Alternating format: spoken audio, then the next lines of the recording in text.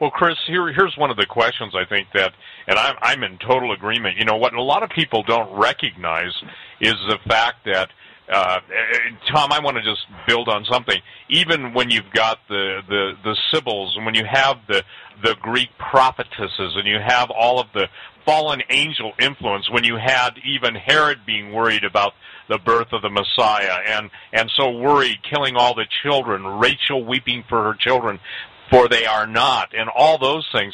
I think the thing that people have got to understand is there are specific, and I don't even like the word dispensation, so I call them this. I call them locked into eternity points at which God, in essence, this whole thing moves according to His will. He uses the wickedest and the vilest of men to fulfill His purposes, and God knows that we're seeing that in living color, and we're seeing that in absolute the expression of the political scene in this world.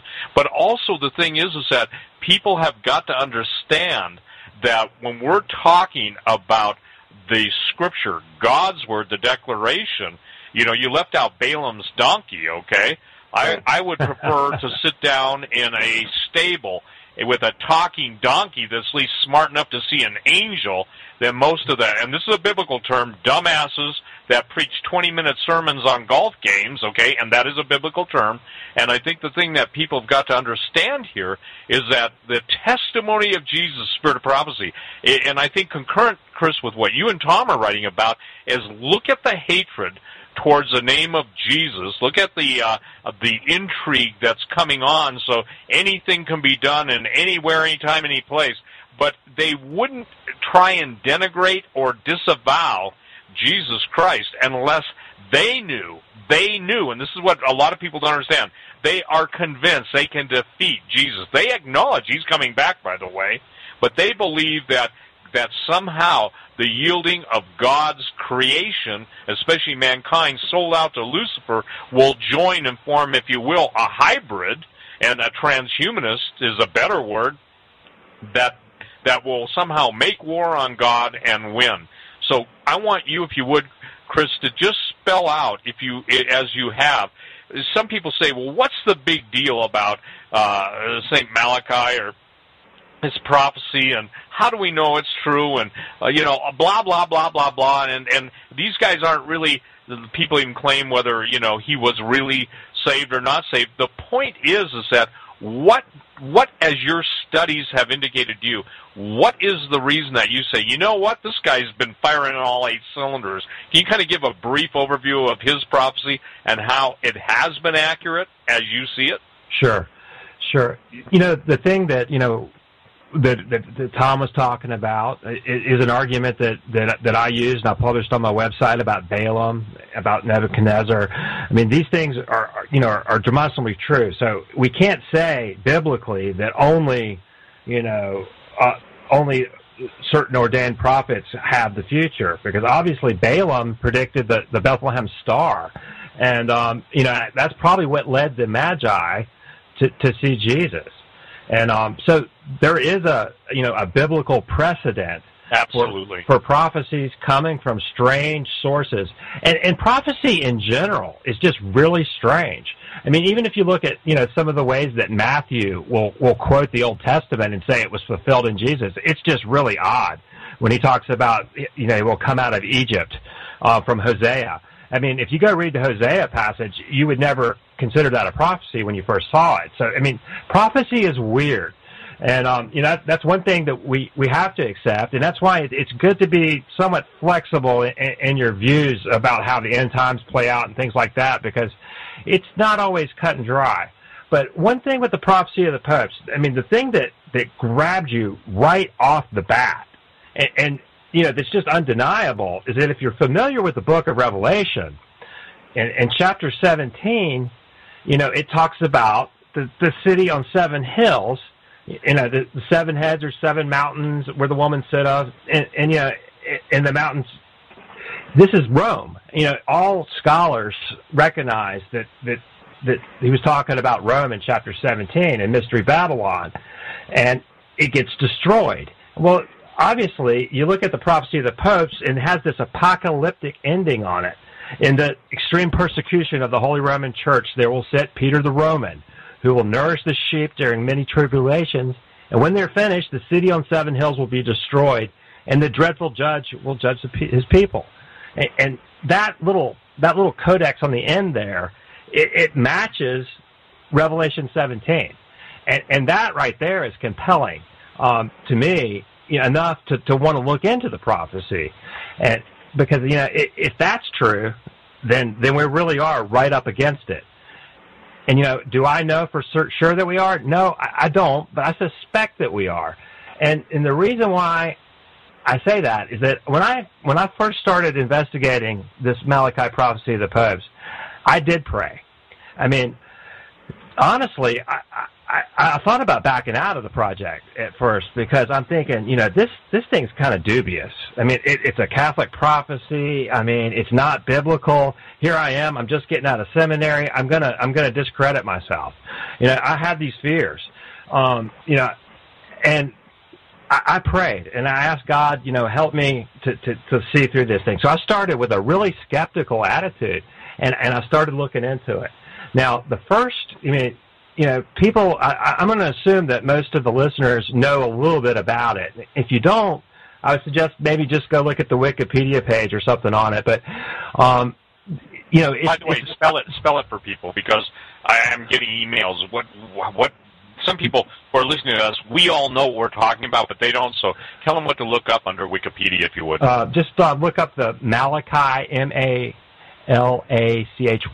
prophecy of the popes. There's a pretty good Wikipedia article on it, and what you'll find is it's 112 Latin phrases. Okay, and it goes back to like 1139, I believe, and supposedly Saint Malachi had a vision, and he saw the history of the papacy basically, and he gave a little Latin phrase for each pope until the end of time. And the big deal is that there's only one left on the list.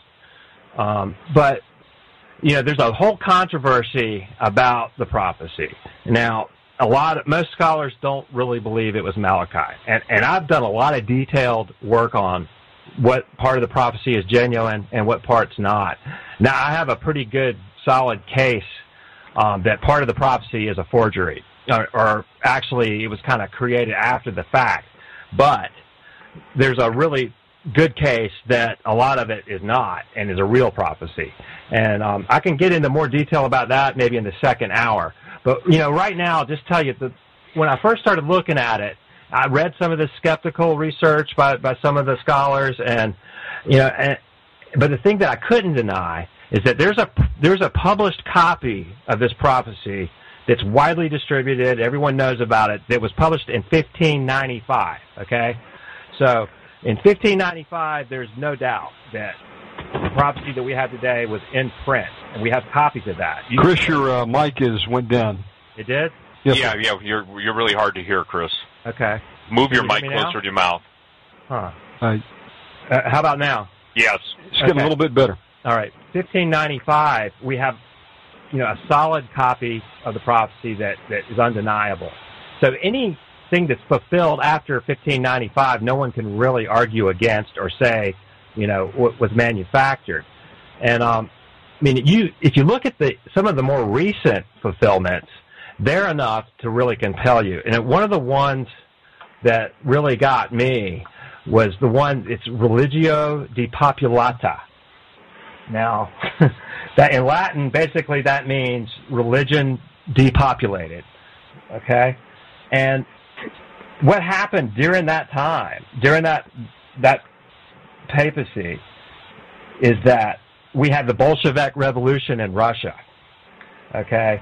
And you had millions of people leave the Catholic Church. Now, what are the odds that, that could be a coincidence? That's a very specific prophecy. It was during the reign of Benedict the 15th, from like in 1914 is when it started. So you have the worldwide spread of communism. You have Stalin, putting people in the gulags, mostly Christians and church leaders. So you see religion literally depopulated in a major way. Okay, so we have a copy of this from 1595 written down that predicts this, and it lands right at the right time, right at this time, and it predicted it. And it just, that right there was the one that really got my attention, and I just couldn't walk away seeing that prediction.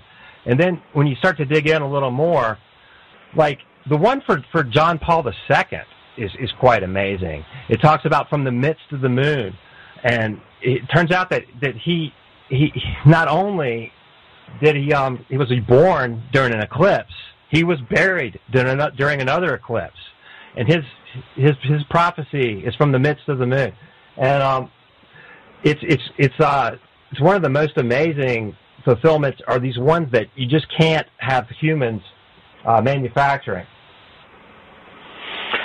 Yeah, and I would add to that, we provide, Chris and I both worked on the beginning of this book together in providing the history behind Malachi O'Morgair, the legend, why this prophecy was attributed to him.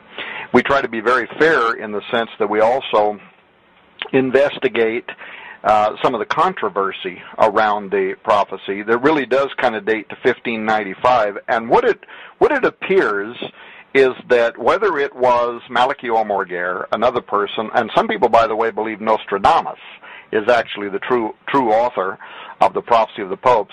But whoever the true prophecy of the popes was, that prophecy was hidden inside the Vatican. It was kept in their archives for, 400-plus years. And then it was published in the 1500s in Lignum Vitae. But there was reasons why it was published, and there is strong evidence that why it was published and how it was used at the time was that the insiders in the Vatican had reverence for the prophecy, and somebody was using it to try to manipulate the conclave to elect a particular pope that they wanted elected. And so they changed the prophecy to try to make it look like, and Chris can tell us who his name was, but this particular pope, they wanted, I almost said Simonelli, but that's not his name. But Simon Sully? Yeah, they wanted him to be elected, so they altered the prophecy to try to make it look like he was supposed to be the guy elected because the conclave would have respect for this ancient prophecy. It didn't work out. He wasn't elected.